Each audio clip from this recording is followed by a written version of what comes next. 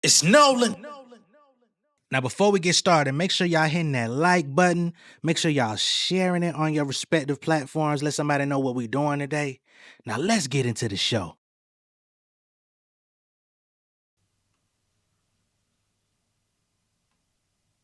Please take it as a warning. I've been sitting dormant. Took a break from booking my performance. Young Nolan was on it once upon a time. Open my destinations. Used to check the rhyme. Q-tip in the ear. Let me say this clear so you fuck niggas hit me. You niggas suck. You ain't near me. I'm making bucks so I could duck the inquiries. My flow the truth. I can't trust in your theories. These rappers lying now. 6 million ways to demise. We got them dying out. Crying out. What is it your life about? Sincerely, I've been dedicated. Building reputations. Rising expectations. Look at me. Fighting my temptations. I've been serenaded plentifully. My imagery lyrically made with symmetry. I've been hard, killing niggas out the family tree. I feel like Benoit.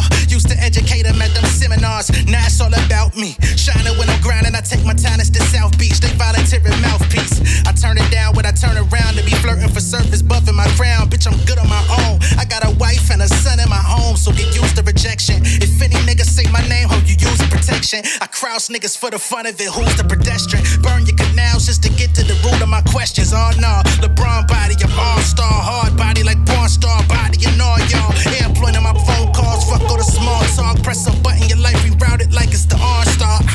If you been yearning for the real, y'all should have been said it. These cowards would have been dead. Let my win set it. What's going on, beautiful people? It's the kid J Nolan here. Welcome back to another episode of Inside the Industry, your number one source for music, entertainment, commentary, and breakdowns. Hope everybody's doing well out there. We are officially on the day after the Super Bowl. Man, congratulations to the Philadelphia Eagles. All good things to y'all, all bad things for the goddamn Kansas City Chiefs. Not that I was rooting for y'all or anything like that. I didn't have a dog in the fight. I am wearing green today. That was not even deliberate. But y'all didn't even put up a fight. Y'all didn't even really show up. Y'all could have just forfeit the game if that's what y'all wanted to do. You know what I'm saying? If y'all just wanted to see Kendrick Lamar perform from the screen behind the game, you know what I'm saying? Y'all could have just told the league, hey, we're not gonna play today, but we still want to see Kendrick, okay?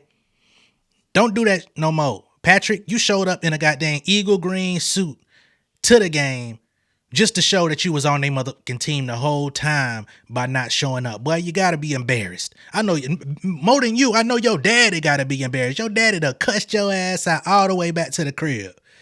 You know what I'm saying? But anyway, we're officially one day after Kendrick Lamar's monumental Super Bowl halftime performance. There's a lot of discourse going on online. There's a lot of debate going on. There's a lot of opinions that are circulating online regarding this performance. I told y'all, I gave y'all my off-the-cuff thoughts last night.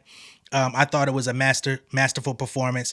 I thought it was excellent. I love the song choices. I love the fact that he's staying in the now. I'm very much cool with the fact that he stayed with GNX and a couple hits from Damn, which was really only brought to the table because Samuel Jackson basically told him to play the game, and we know Playing the Game, that was the album where he somewhat played the game.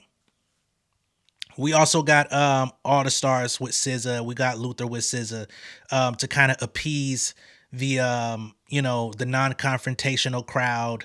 But really and truly, I appreciate Kendrick for going out there and doing what he does. If you go over his entire career, he stayed consistent. He does not take the opportunity to perform on television lightly, and he always brings something game-changing to the table. If you want to go back to the To Pimp a Butterfly era, this is the same artist who literally had hits like All Right? Who literally had a whole entire album he could have performed during those TV performances, but he came out and was performing untitled, unmastered, untitled records. So if that didn't give y'all an inkling of the type of artist he was back then and how he utilized his televised moments, then you're definitely going to be lost in the sauce today. I also appreciate the fact that he took the time out to cater to his fans and say, if you on this journey with me, or if you want to pay attention, if you're into this sort of thing, then cool. And if not, this is what they brought me to the stage for. They don't bring me here to be your darling. They brought me here to be myself. Again, I salute that, because a lot of people, a lot of artists, the majority of artists in the industry are going to go up there and play it safe. But of course, this didn't happen without a couple of background hiccups. And when I say background hiccups, I'm not talking about actually on the stage. I'm talking about leading into the show. We've talked about it last night as far as things being leaked out and stuff like that. We're going to get to that in a totally other video because we're going to address that in its own space.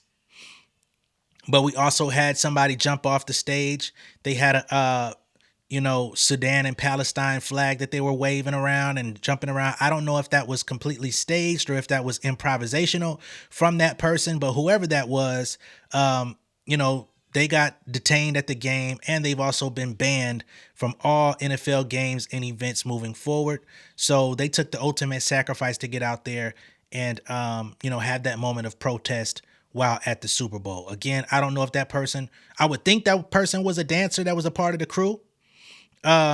Simply because how do you get in the troop and everything like that and then just go off on your own tangent without actually being a part of the show? Or perhaps that was something that Kendrick premeditated and, could just write it off as a mistake after it happened. I don't know. I want to give a big shout out to the homegirl Alasia, who was actually part of the dancers and the people on stage in the black during that segment of the show. Big shout out to you for being a part of it. I had no idea. Didn't even know you was into dance like that, but she revealed it after the show that she was a part, and I want to give her a shout out because, shit. Next time we speak, I'm gonna be like, hey, my homegirl know Kendrick Lamar. Fuck it. So that's really dope. Let's see where we gonna, man, it's so much to unpack from the show. I'm not gonna come out and try to act like I'm the the information light bearer of all things Kendrick Lamar Super Bowl halftime. That's not my place. That's never been my place. But we are going to talk about some of the things that were uncovered during the show, some of the motivation behind the show, some of the what have went into the wardrobe of the show. I want to pull some of those things out because there have been some confirmations let out. There's also been some confirmations about why there may not have been pyrotechnics and stuff like that at the show. I saw some people complaining that there weren't any fireworks and light shows or anything to be included in the performance, as most people are accustomed to seeing those during halftime shows. Unfortunately, blame your president. And I know that sounds cliche and whack and weak, but I've heard it from two sources that that's exactly what it was. Your president. Okay? So thank him. The nigga you voted for November 5th, that guy right there. Yeah. The motherfucker that's trying to, erase all the things that would be beneficial to my skin folk and others of other cultures. That guy. Okay? Call him up if you can. So again, this is the second time that I've heard this, but this was spread out online where it says, I worked on the set as a part of the team that set the circle stage. It was the greatest experience in the world to watch Dot and his team rehearse for these past 2 weeks. The only part of the show that was missing was the pyrotechnics. Since Donald Trump was there, he had to leave them out. Thankfully, I got to see them during rehearsals, but I really wish the public could have seen them too. They were beautiful, especially during all the stars when they fell from above. So there was supposed to have been some sort of, stars falling from the sky type of thing. But unfortunately it wasn't included, right? Can y'all see the rest of this? No? I'll just read it. They say the head of productions told us that Kendrick Lamar's set was the first in Super Bowl history to have 4 stages, and that he literally performed on all 4. Black history has been made. Congratulations, Kendrick Lamar. Job well done, King. Okay, so this is somebody that played a part in the show in as far as production and setting up staging. And they say this is the first artist, period, to have 4 stages. He performed literally on all 4 of those stages, right? Because we went through different acts within the show. And this took place in Black History Month. So not only is it Super Bowl history, but also Black history, right?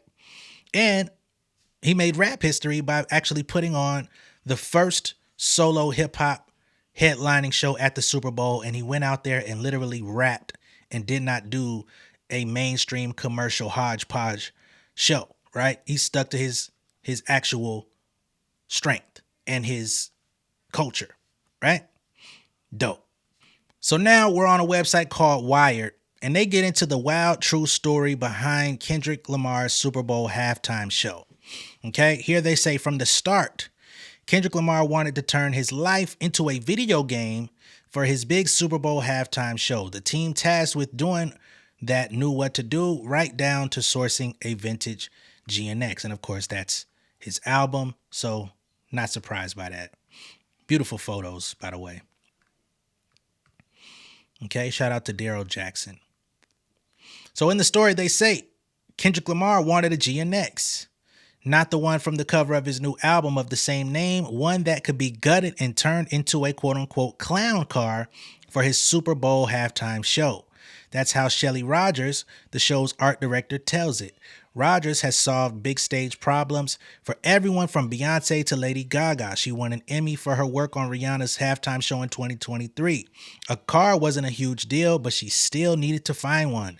They couldn't borrow Lamar's own Buick Grand National because they kind of need to destroy it to pull off the visual trick, so he didn't bring his own whip, clearly. They say that car was not easy to find, especially since he dropped the album.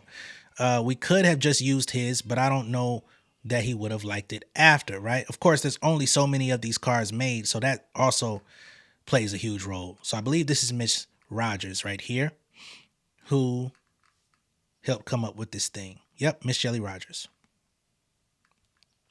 So they say Eric Eastland from All Access, the company responsible for fabricating the stage for Sunday's show, was the one who found what Kendrick Lamar wanted. Eastland and his team located the GNX at a mom and pop car lot in Riverside, California, after a thorough search and at least one near mishap. Okay, see that under the tarp? As anyone watching the halftime show knows, it worked right on cue as Lamar rapped his way through Bodies, which I'm wondering, is that really the name of the song? Is that the song? Or are we going to get that record soon? Bodies? The car that Eastland found and gutted popped open to reveal a small army of dancers. It highlighted just one of 4 stages Lamar used during the halftime show. Each performance space was shaped like a button on a PlayStation-style controller, a performance intended to portray Lamar's life as a video game. Now, of course, there have been speculation about the connection to PlayStation. Other people saw it as a connection to Squid Games, which, could honestly be all tied in. I don't know. I can't say what his intention is. I can only go off of the people that put the stage together. They say PlayStation, okay? But, the countdown and then all that plays into the Squid Games kind of theme as well. So everybody could be somewhat right. That's the thing about Kendrick. He's not going to tell you himself. So everybody's going to be married to their idea anyway. They say that concept came from Lamar himself. Rogers says she doesn't know if the concept has anything to do with his highly publicized beef with Drake, but will say that Kendrick had a vision for what he wanted his show to be, and she made it her mission to execute it. She says, I think the video game theme was symbolic, his way to reach young people. A lot of it is showing his journey traveling through the American dream, and this is where you see the actual schematics of how they were putting this thing together on the whiteboard, right? So this ain't no fake ass bush. Like, we really see the stage plot mapped out, right?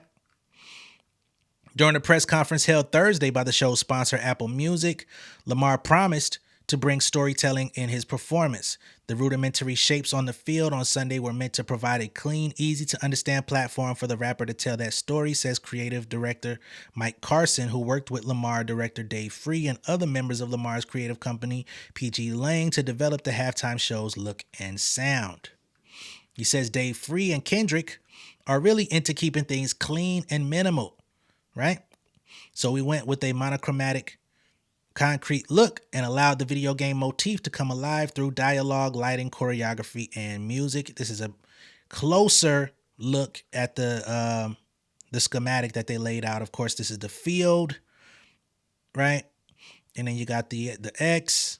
You don't see the X. Let me scroll down a little bit more. You got the X, you got the square, the triangle, and the circle, and then you have the midway point here, which is turned into, different things as well, right? which actually ended up being like a street in Compton. And of course, I would be remiss not to mention the fact that, people are speculating that X, being that it was red, had some connection to Triple X, Drake, Triple X, and then the whole peekaboo thing. Then, of course, Drake's ex, Serena Williams, was on stage doing the Sea Walk to Not Like Us. So there's also some little subliminals in there that maybe the production team weren't even clued in on as to the significance of what he was putting together, right? So they say working with artists who know exactly what they want isn't always a given. Some come to Rogers and her colleagues and say, what do you got? She says Lamar, Free, and Carson came to the table with the idea.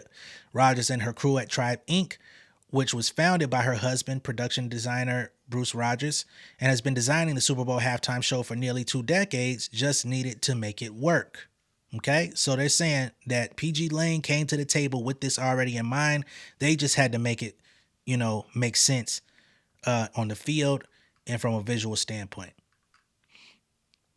They say they were on board with our vision from day one. Even with this being one of the largest halftime footprints ever, Shelley and team came with clever ideas and guidance to help us maintain the design integrity and get this beast across the finish line. While making it work means one thing when you're putting on a Madonna concert or the DNC, it means something different when you're trying to squeeze it into a national title match between the Kansas City Chiefs and the Philadelphia Eagles. For one, you have to get all of the staging, lights, dancers, and the artists themselves onto the field in 7.5 minutes, and then get them off 6 minutes after the final note. Right? So you're working with an extreme time crunch to get all this stuff rolled out onto the field, get it perfectly set up, have the artists go out there, put on the show, do all the things, make sure that they stay under time, right? Because there's going to be one track that's playing and the artist has to stay on cue with everything. And then, of course, the cameras have to be on cue and everybody's got to be turning and doing, like, it's a lot of moving parts. Like, and that's another thing for people that kind of complain about the Super Bowl halftime show. I know I used to complain when I was younger and I was just doing open mics and I've never really been, on a crazy major stage like that. But as I've gotten older and like really understand what production and the technical aspects and logistics of all of this stuff does from being a part of more events and seeing bigger stages and shit like that, just imagine what type of pressure is on you to go out there and do stuff like that, not fuck up, run around the whole time, no backing track to hold on to as a crutch. Like, take your ass out there and do it. You know what I mean? Because even professionals could fold up there. But I'll digress. They say for another, you have to do all this on a field where the biggest NFL game of the year is being played without screwing up the turf. That's another thing. You rolling all this staging out there, and if you fuck up the field, you fuck up the game. So they say fields are very important in the NFL. 2 years ago, when the Rodgers, both of them, did the Rihanna show, they created platforms that floated above the playing area to keep Rihanna off the grass. They caught a break this year. The Superdome in New Orleans has a synthetic field, which is far more resilient than the natural turf at State Farm Stadium in Glendale, Arizona. Limitations have been fueling halftime show innovations for years, says the NFL's head of music, Seth Dudowski. For years, he says, the show simply required setting up a stage for a rock band and taking it down. A little over a decade ago, when artists like Madonna and Katy Perry started doing the show, they brought a desire to make it more theatrical and concert-like. So thank them for introducing this more modern style, right? When The Weeknd performed in 2021, COVID restrictions as well as field restrictions dictated that most of the performance take place on stages built around the stadium in Tampa, Florida. The Weeknd's performance allowed us to break the mold, he says. The following year, when Dre, Snoop, Mary J, 50 Cent, Eminem, and Lamar performed, halftime organizers were able to erect 25-foot stages and get them on and off the field in a matter of minutes. Each time, the Rodgerses and All Access have figured out how to make it happen. Each year, each creative pushes the envelope. But then you have this amazing art team and production design team that pulls it back into reality and says, how are we going to do this in the time we have, in the building we have, and make it something that we can actually execute for a Super Bowl halftime show? For Lamar's video game themed show, that meant more than 50 carts of staging and equipment, each weighing between 1,500 and 3,500 pounds. God damn! To be rolled out in the center of the stadium. To protect the field, the carts rode on specially designed wheels, so the playing surface remains ready for the game's second half. Those precious minutes aren't the only time crunch the organizers are under. As halftime shows get bigger and bigger, Eastland said, the time that we get to build does not increase. Lamar announced he'd be performing at the Super Bowl on September 8th. Then he had until Thanksgiving to come up with a concept for the show. So they had to submit this idea by Thanksgiving. Okay. By the time everyone agreed on the plan and Eastland could start building stages, cutting metal, as he calls it, it was early December. When we spoke in mid-January, he was loading the last of the 25 trucks his crew would drive from Southern California to New Orleans. Luckily, none of All Access facilities were affected by the LA fires, but some of the rehearsals did get postponed. So that also lends credibility to what SZA was talking about in her Apple Music interview, where she said that she thought she was going to get 8 rehearsals, then they would cut down to 4. Then she was like, then you fuck around and you got damn near 2. I'm sure there was more than 2, but she did mention that.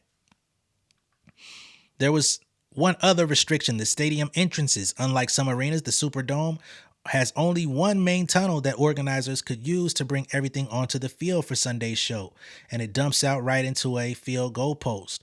Eastland had less than 10 feet of clearance to get everything through. He says it's a field that's not our favorite because it's that one tunnel that we all come flying through with 3,000 people. There's the goal post right there, dead center. So that also enters complications, and they made it happen. They made it work, right? Because they all got to come out from the same place, and right when you come out, you in the goddamn end zone, basically, with the field goal shit. So about that GNX, they say, while Eastland is good at finding stuff like that, Shelly Rogers says it was still a challenge. Ever since Lamar released GNX, the 1980s two-door Buicks have seen a surge in popularity. Car aficionados have long held the GNX in high regard, and Eastland presumed no one who has maintained one of the cars for nearly 4 decades will want to sell it to someone planning to tear it apart.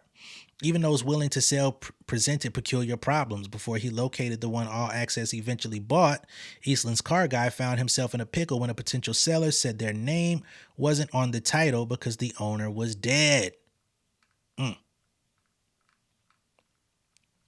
He says, I don't know if it was stolen or not, but that's the kind of nonsense that we can run into. I think at the end of the day, it could have been a lot harder.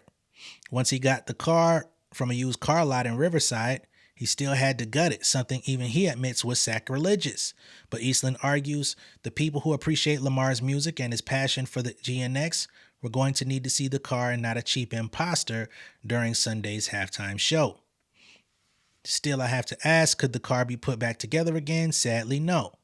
It could go on tour with Lamar, Eastland says, but its days as a street legal vehicle are over. Eastland says he's lucky he bought the GNX before its appearance in the halftime show drives up its value on the used market even more. He says, I got to believe that the price for these things is going to go way up for a while. Lamar and the GNX now go down in history. And it looks like they got a little video here. It's like a little reel.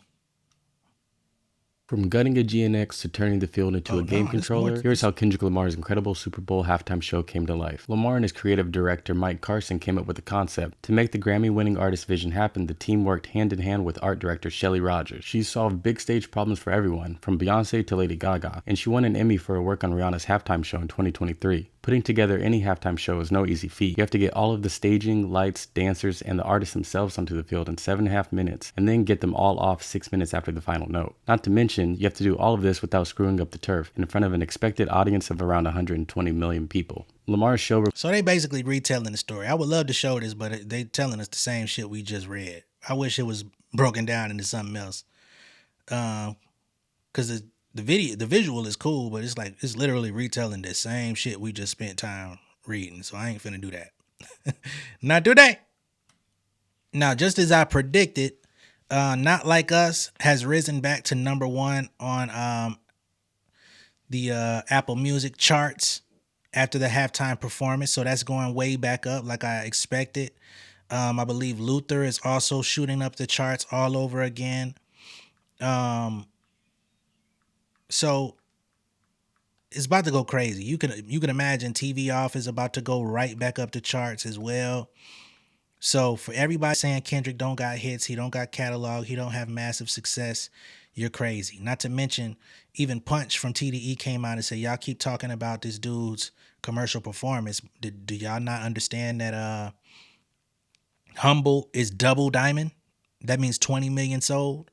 Kendrick Lamar's Mr. Morale and the Big Steppers has actually re-entered the Billboard 200 after the show, which means people are going back and literally after the show, they went and picked up his least critically acclaimed album, one of my favorites, if not my favorite out of the catalog.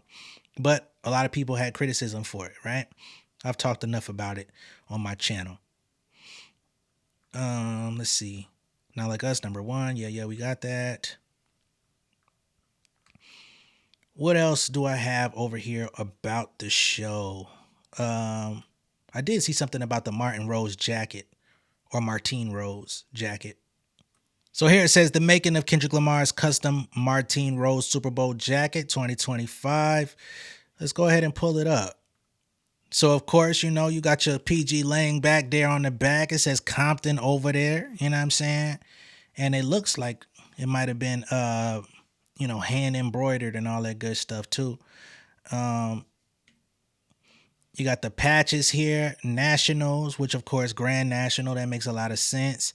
You got a peekaboo joint on here. You got a motherfucking wop wop wop patch. And when I saw that, I'm like, yo, this nigga is really a super villain. Like, to go out there with wop wop wop on your fucking arm, knowing you finna perform this song, and niggas are speculating on whether or not you really will do it, and you do it, and you got this shit plastered on your arm in a patch. What you on, cuz? Because I need to find out how to get some more of it. You feel me? And then here we go with more schematics. And then you got G National, of course, with the Grand National Tour coming. So, you know, and I love Letterman's, man. Them bitches is so clean. Just, they could go with a lot of different shit, with a lot of different looks. That'd be a fire. You know. I ain't one for bell bottoms, but you know, that nigga was definitely rocking the motherfuckers like it was disco nights out there, be it cleaning that nigga goddamn clock. So make them shits work. So here we've got a CNN, by the way, talking about how Drake lost worse than the Chiefs at the Super Bowl. CNN, dog. Boy, the entire entertainment industry is against you. And you know who I'm talking about when I say you. I ain't talking about K-Dot. So they say Kendrick Lamar may not have won a most valuable player trophy at the Super Bowl on Sunday night, but perhaps he should have. The cultural consensus is that the Pulitzer Prize, that was a little bit of a tongue twister there, winning rapper not only definitively put to bed who won his rap feud with Drake, but Lamar also took his victory lap with his halftime performance. And while the Philadelphia Eagles stopped what would have been a historic three-peat Super Bowl win by the Kansas City Chiefs, Drake was also defeated in the eyes of many hip-hop fans. Going into Lamar's performance, there was discussion about whether he'd perform his biggest hit to date, Not Like Us. The diss track was arguably the song of 2024 and central to his highly publicized rap battle with Drake. Just last week, Lamar won 5 Grammys, including Song of the Year, Record of the Year, and Music Video of the Year for Not Like Us. Lamar takes a swipe at the Canadian rapper in the song with lyrics certified lover boy, certified. Just do the Super Bowl version. Later followed by trying to strike a chord, and it's probably A minor. Drake has not only denied the allegation, but filed a lawsuit. Last month, he sued his own record label, UMG Recordings, accusing the company of defamation in the publishing and promotion of Not Like Us. He is seeking compensatory and punitive damages. Drake is currently represented by Republic Records, a division of UMG, while Lamar is currently represented by Interscope Records, also a division of UMG. Lamar is not named as a defendant in the lawsuit, but his name is entrenched throughout that entire shit, so it might as well have been. Okay? We have not and do not engage in defamation against any individual, a spokesperson for UMG said in a statement to CNN while the suit was filed. At the same time, we will vigorously defend this litigation to protect our people and our reputation, as well as any artist who might directly or indirectly become a frivolous litigation target for having done nothing more than write a song. This is very important because I think soon to come, we're going to see more legal action taken from Drake as it pertains to the Super Bowl. With Not Like Us being performed, Euphoria being performed, his name being said on the national screen. Hey Drake, I heard you like him young. Certified Lover Boy, certified, right? The A minor thing being sung on national TV, international, global TV, with an entire crowd. What is it? They say about 80,000 in attendance, all singing along to it. Yeah, homeboy, he not gonna take that on the chin. He could get up on that motherfucking stage out there in Melbourne or whatever, wherever he at, talking about, hey, if you're doing better than your ex, come on, make some noise. Yeah, he could keep doing shit like that. He could keep going on stage talking about the beef is live. Hey, they thought I was dead. I never died, and all that bullshit. We know what you really want to do. You going to the courthouse. They say the first clue about how Lamar would handle the song in his performance came by way of a large A on a chain worn around his neck, which again is the PG Lang A. I know a lot of people are alluding to A minor. Some people even put the A and interpret it as Aubrey. Kendrick is petty, but to think he would actually invest money into a chain to make an A out of it for it to be Aubrey.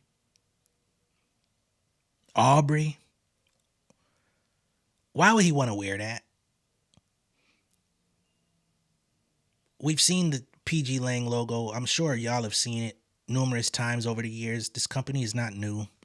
They were literally waving flags with that same A on it. I understand, even as far as the A minor thing, I can understand how somebody would interpret that.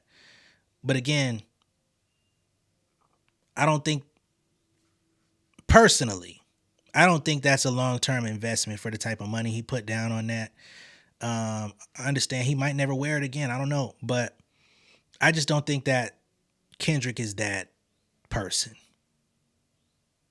Now, I think it could be interpreted that way, and that's fine. But I think ultimately the A is for PG Lang, which is the company that put together the production. They're waving the flag for it around the field. It's been a part of the logo for years. It's not like they just made a new logo with it. So, but I understand the spectacle of the A minor thing, so I get it. They say he also broke the fourth wall, telling the millions watching, I want to perform their favorite song, but they love to sue, which we talked about last night. Near the end of his set, Lamar primed the audience for Not Like Us, 40 Acres and a Mule. This is bigger than the music. They tried to rig the game, but you can't fake influence, signaling that he had something to say. The artist looked into the camera for added emphasis when he rapped. Say, Drake, I hear you like I'm young.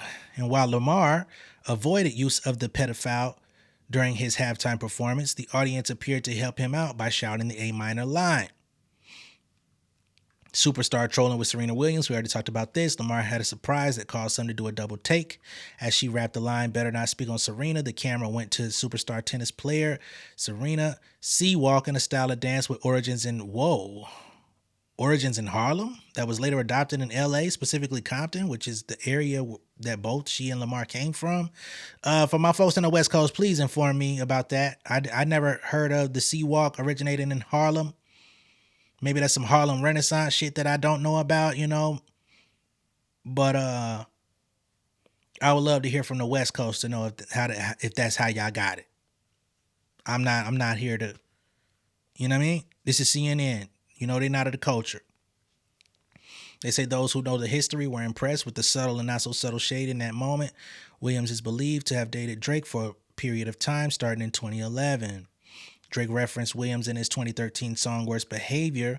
In his 2022 song Middle of the Ocean, he referred to her now husband Alexis Ohanian as a groupie. Williams fired back a bit while hosting the ESPY Awards last year. She said, "If I've learned anything this year, it's that none of us, not a single one of us, not even me, should ever pick a fight with Kendrick Lamar," she said before breaking out in a dance to Not Like Us. Y'all remember that. Even the dance was symbolic in that she had done it in celebration after winning the gold medal at the 2012 Olympics and was slammed for glamorizing gang violence since the moves are associated with the C Gang in Los Angeles. Williams, whose sister, Yetunde Price, was killed by Southside C's gang member in 2003, said during the 2012 uproar that it was just a dance. She said, "Man, I did not see Walk like that at Wimbledon." She joked on social media Sunday after the halftime performance. She said she would have been fined.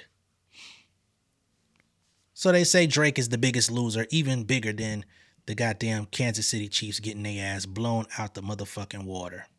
And of course, with all the positive praise and the good things and the people that understand the show and get the show, again, it has been met with criticism. One of the biggest critics has been Azealia Banks. I'm not going to go into a whole thing with her.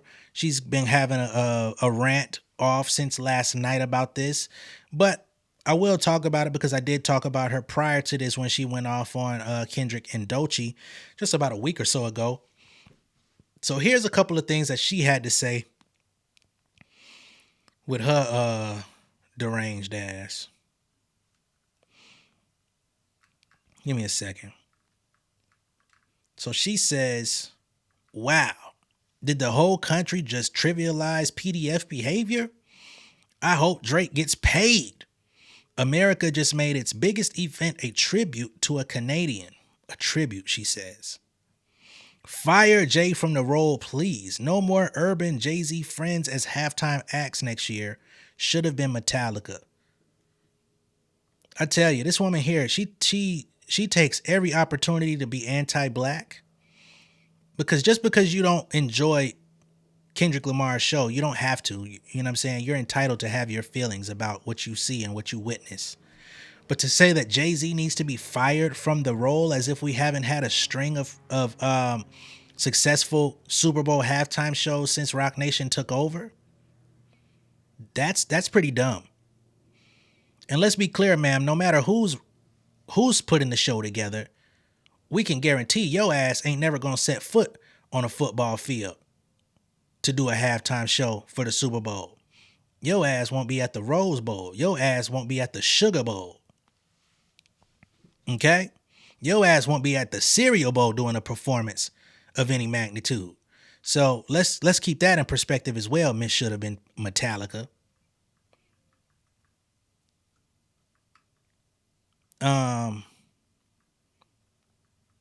What else did she have to say about this situation? She says, "So now that we all agree it's a lie, I'm perched to see how this UMG defamation case plays out. So sorry, but Drake having the balls and the coin to sue UMG, he's my hero," she says. You know how many artists dream of having that kind of power? Oh, I don't know.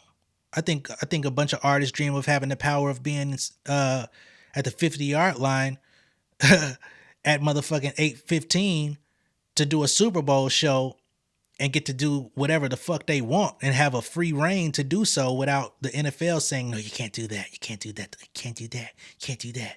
Hey, you're going to have to do the bigger hits. You're going to have to do the stuff from Good Kid, Mad City. You're going to have to do that." And that motherfucker said, "No, I'm bringing what I want to bring to the stage, bitch."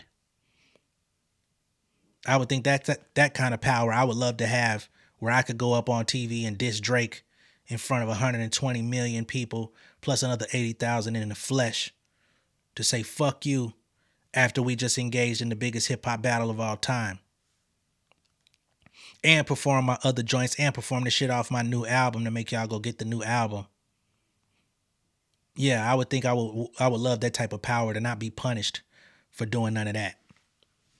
She says, "As much money as the majors steal and how they fuck with lives, people say I'm D-Ride and Drake, and I'm completely fine with that. Him actually standing up to the beast is beyond boss.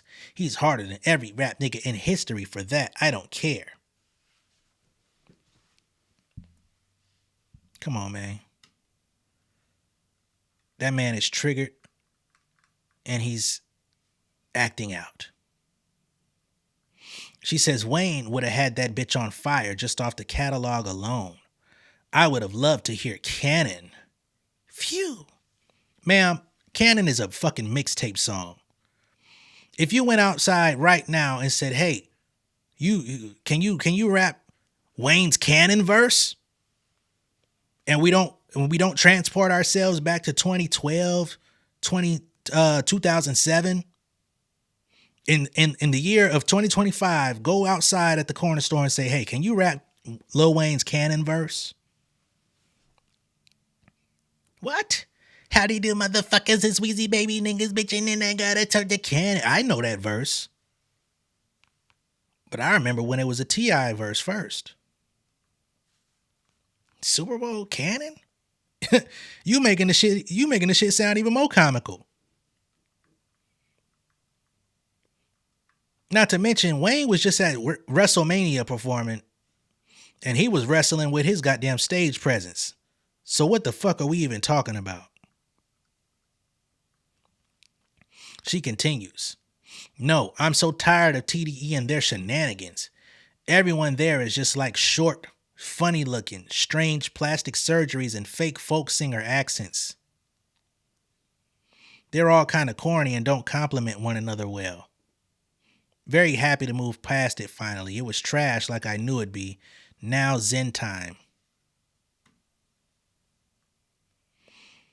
This lady crazy, man. And the thing about it is Drake ain't never going to acknowledge you neither. You don't fit into his prototype neither. But best of luck, Mrs. Allegedly sucked his wang back in the day. Let's see if you could get to it again.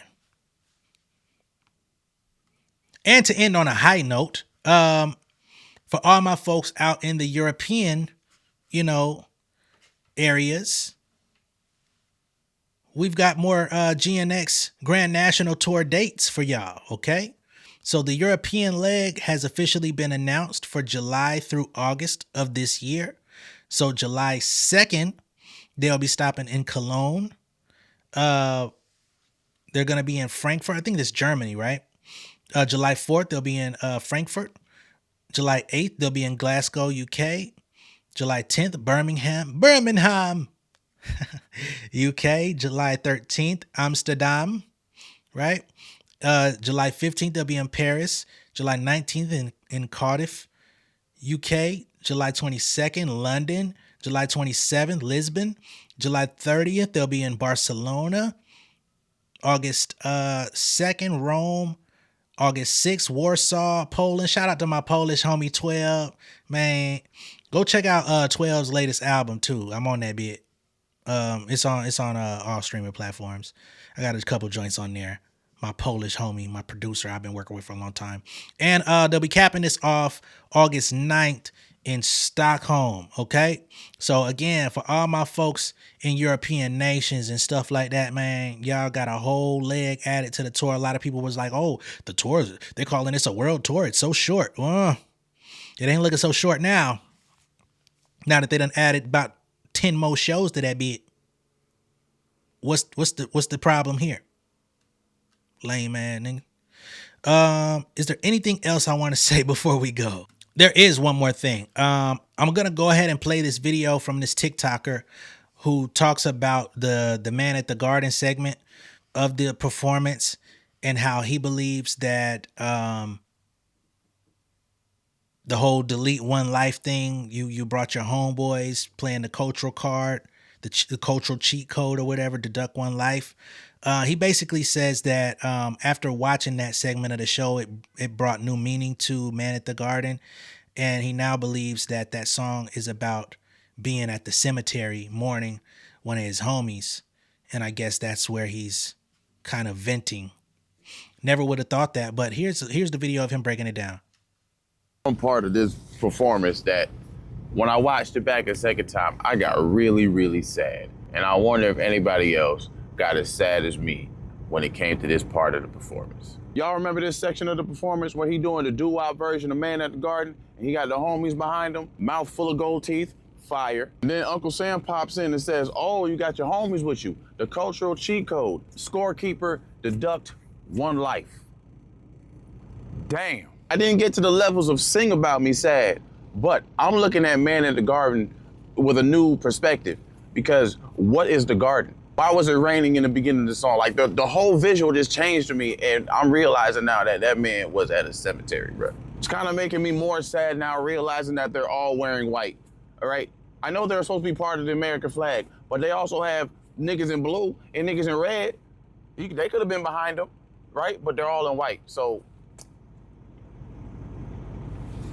That's sad as fuck. My opinion, I think fuck. Also, it's fire that he got a whole jacket dedicated to Gloria. That's fire.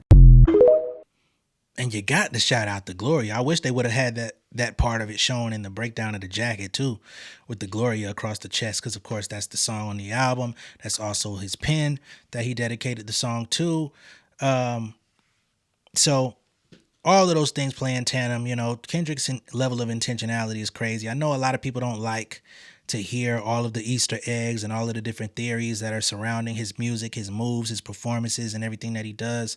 But one thing that him and his team are good at is actually planting those seeds and kind of purposely setting things up for you to have to go back and watch them numerous times and see the different things. So although it can, you know, sometimes be like, oh, y'all reaching, sometimes those reaches actually do connect. So, hey man, you're either intrigued by it or you're going to be turned off by it. You know what I'm saying? But at the end of the day, it's going to exist.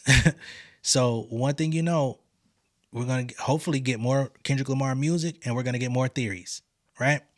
And that's where I'll go ahead and cap this off, man. Be sure to like and share this video. If this is your first time seeing me on YouTube, go ahead and subscribe to the channel, become an insider. I will catch y'all on the next one.